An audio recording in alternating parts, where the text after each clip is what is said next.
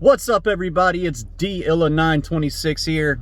In this video, the topic of discussion is going to be the gorilla in the room, Mr. Trevor Lawrence. I'm going to give you my thoughts on Trevor Lawrence, and I'm going to tell you what I feel as though this team should do in the future concerning Daniel Jones and the rest of the outlook of this roster for the continuing future of this team. Now, yes, Trevor Lawrence is possibly a generational quarterback. He could be the next Andrew Luck. Now, Andrew Luck was a good player in this league. He was a very good quarterback in this league. But as you know, Andrew Luck retired early. Andrew Luck had no offensive line. Andrew Luck played with Marvin Harrison and Reggie Wayne, who were two very good wide receivers on the outside. And during his tenure with Indianapolis Colts, he never brought that team a Super Bowl because he never had an offensive line on that team. Never had much of a defense out there in Indy either. So, stating that about Andrew Luck and how everybody wants to compare, Trevor Lawrence to, the most recent generational quarterback to come out in the NFL draft. The way I look at the Giants and Daniel Jones is, I want the Giants to stick it out for at least 4 years with Daniel Jones. I do not want this team to bring in another quarterback. You cannot continue to deprive this roster of talent, bringing in quarterbacks with your first-round picks. That is what losing teams do. That's why a lot of these teams that have been bad forever have continued to be bad. Because they just keep on recycling quarterback after quarterback after quarterback. And then their roster is as bare as a cupboard afterwards. Because they're not adding to it. They're not bringing in the true talent from the first rounds. And we cannot afford to do that. We selected Daniel Jones. We made our bed. Now we need to lay in it. We need to stick it out with this kid. I'm telling you, Eli Manning got 4 years with this team. Eli Manning got 4 years with this team with way more weapons, a hell of a lot better offensive line. And I don't want to hear about how football was different back then, blah, blah. I don't want to hear that shit. Don't want to hear it. Don't want to hear it. It ain't no different now than it was back then. The only difference is your wide receivers have more leeway on the outside. These corners can't do what they want to do to them.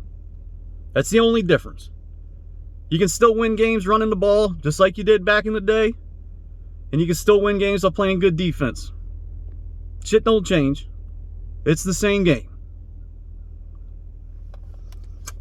Now, like I said, I do not want to spend this year's first-round pick, especially if we get that first pick.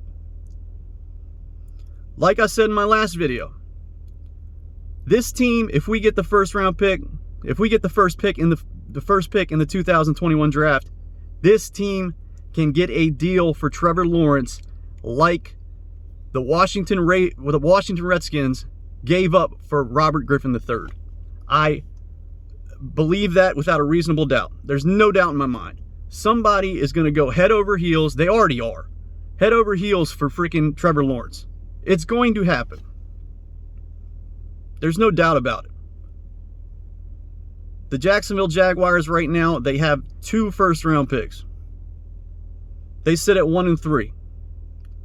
That team is going to do everything in their power to get the first pick in the draft. They have been setting themselves up for it the past couple of seasons.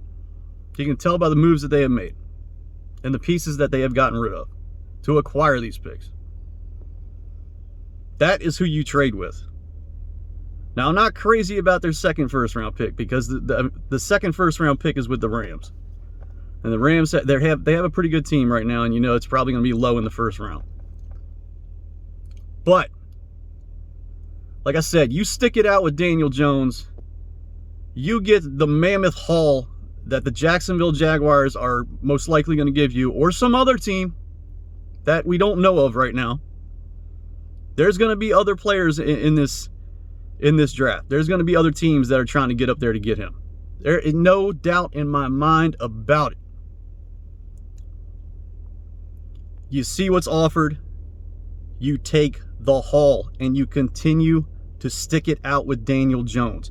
You build this roster, and if it doesn't work out with Daniel Jones, then you bring in a stopgap QB, a vet. There's a lot of vets that are going to be out there, decent quarterbacks. Now, I know you're going to sit here and scoff at a lot of these names that I bring up, but at the same time, these are guys that you could probably put in, as your starting quarterback, and they could win you games as long as you have a decent team around them. Dak still doesn't have a contract. Carson Wentz is continually, he's struggling out there in Philadelphia right now, mainly because he doesn't have anybody to throw the ball to, and injuries. Who knows what's going to happen with those two? Who else is out there? I mean, there's tons of other options that I can't even think of. Jameis Winston is still out there. Now, like I said, you're going to scoff at a lot of these options that I bring up. But I'm telling you, these are guys that can come in and win games for you if you have a good team around you. We don't need to draft Trevor Lawrence. We need to build this roster and get good players in here. That's what we need to do. We don't need to waste any more first-round picks on quarterbacks. We need to stick it out with the kid that we drafted, and if he works out great. If he doesn't, it is what it is, but at least we've got something to work with when we bring somebody else in here. That's what Eli had when he first got here. Eli had a pretty good offensive line. Eli had good weapons on the outside. Eli had arguably a Hall of Fame running back in his backfield when he got here. Not arguably. That dude's going to be in the Hall of Fame. Tiki Barber will be in the Hall of Fame. He had everything he needed to succeed. And then he had two great pass rushers on the other side of the ball and a pretty damn good defense. Along with a good middle linebacker, Antonio Pierce, and Jabril Wilson at safety, and then Corey Webster playing corner, and then Sam Madison playing corner, all those guys. He had a defense. Like, Daniel Jones has nothing. Our defense isn't that good. Hopefully when Xavier McKinney finally gets back, he'll be a piece that this defense will definitely be able to start playing better with. I mean, I think from everything I know about the dude and from what I've seen of him, he should definitely elevate this defense. But we need to start adding pieces to that defense like Xavier McKinney, guys with talent. That's what we need to do. We don't need no more quarterbacks. No more quarterbacks. Stick it out with the guy that we have. And let's get the haul and bring in some talent. That's how I feel about it. And that's how I'm going to continue to feel about it, regardless of how Daniel Jones finishes out this season. It's not going to change. It's not going to change. Get the haul, bring in the talent. That's it.